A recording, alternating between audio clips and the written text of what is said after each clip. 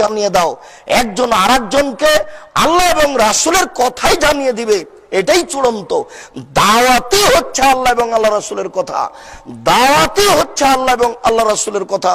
অবাক হলাম, আমি একটা লোকের নাম নিচ্ছি না, তবে লোকটা রহমানি নামে পরিচিত।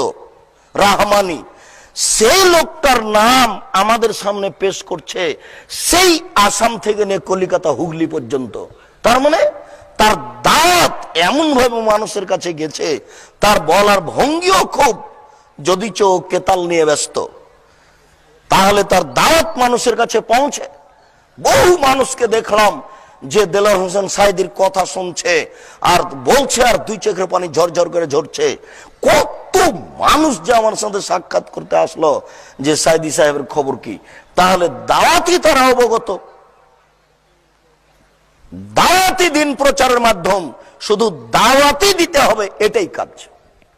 জনগণকে শুধু দাওয়াত দিতে হবে, এটাই কাজ। আর মানুষ যখন দাওয়াত দিবে, সে যেই হোক, যেখান থেকে হোক, যেইভাবে হোক, সেটাই মানুষ গ্রহণ করে, এটা আমরা বুঝতে পারছি। নইলে এত বড় ভূখণ্ডে এমন ব্যক্তির কথা মানুষে বলে কেন? সম্মানিত উপস্থিতি, আমি একটা লোকের নাম নিচ্ছি না, তবে লোকটা রহমানি নামে পরিচিত। রহমানি, সেই লোকটার নাম আমাদের সামনে পেশ করছে সেই আসাম থেকে নিয়ে কলিকাতা হুগলি পর্যন্ত। তার মানে দাওয়াতি দিন প্রচারের মাধ্যম, শুধু দাওয়াতি দিতে হবে, এটাই কাজ। জনগণকে শুধু দাওয়াত দিতে হবে, এটাই কাজ। আর মানুষ যখন দাওয়াত দিবে, সে যেই জানিয়ে দাও, একজন আরেকজনকে আল্লাহ এবং রাসূলের কথাই জানিয়ে দিবে, এটাই চূড়ান্ত। দাওয়াতই হচ্ছে আল্লাহ এবং আল্লাহ রাসূলের কথা, দাওয়াতই হচ্ছে আল্লাহ এবং আল্লাহ রাসূলের কথা।